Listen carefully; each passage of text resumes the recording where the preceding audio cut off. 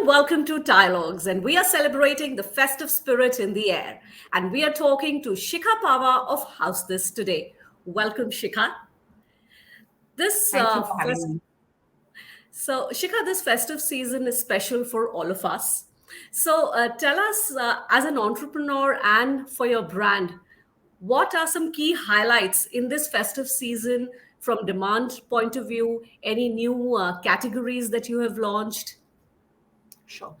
So, House This is a home and lifestyle brand that offers coordinated textile and decor solutions across the spectrum, right? From textile to decor to baby and kids furnishing.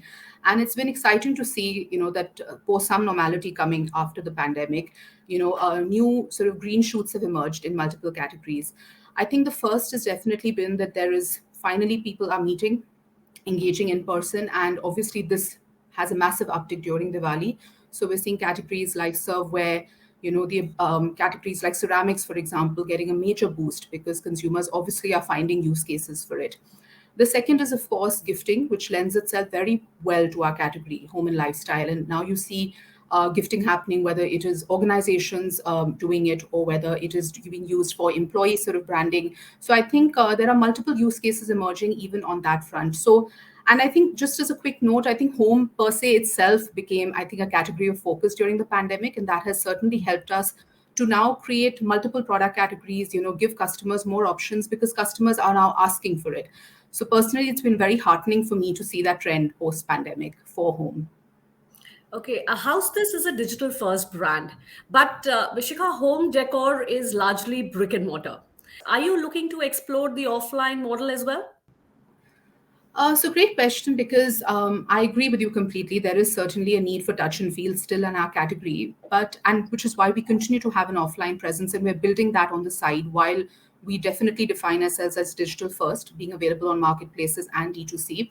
But our experience has shown that again, this category lends itself very well to online buying. I mean, my theory is that if somebody can buy a dress or a jacket online, which requires fit, customers are equipped enough to figure out if a bed sheet, let's say, can fit their bed, or let's say a curtain, how do you kind of manage it? And we offer a lot of assistance also for that.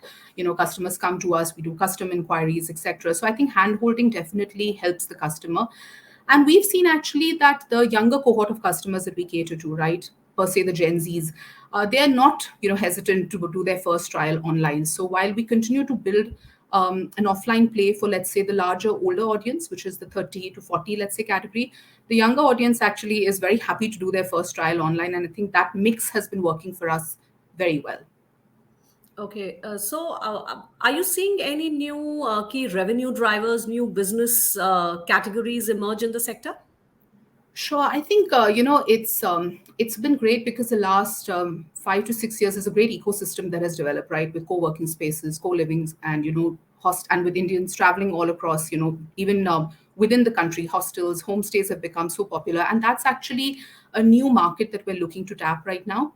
Because again, obviously the kind of space that you create, let's say in a homestay or in a villa or in even in a co-living space, is very important for the larger branding that the company is employing. And we're now tapping into that market. So beyond B2C sales, what we see is B2B sales becoming a key driver, and that's one new revenue channel that we're looking to grow and explore. Okay, great. Talking about demand, are you still seeing, since you are digital first, demand only from the key metro cities, or some demand come in from tier two, tier three cities as well? That's the beauty of digital because it transcends borders. I think it allows customers from all over to have access to products of all kinds, right? And it's been great. Obviously, still the largest portion of our revenue comes from Delhi, Bombay, Bangalore, and Pune. But we've had now a lot of customer asks from the Northeast, from central India, from much smaller towns. And I think for us as step two, that's going to be a key driver. How do we create also product categories that are relevant for them, that allow for trial and first time purchase? And I think that's going to be the next step for us. And it's, like I said, an extremely exciting trend to see. Okay, great. So sustainability is, the new buzzword. Tell us how you have included that in your products and brand value. It's a great question because we've been thinking about this actually ever since we started the brand. I think we always wanted to make that a pillar for ourselves, but it's not easy because you also have to look at commercial requirements. Is there a customer ask? I think that's been one big change. I think customers are definitely, expecting brands to do better on that front.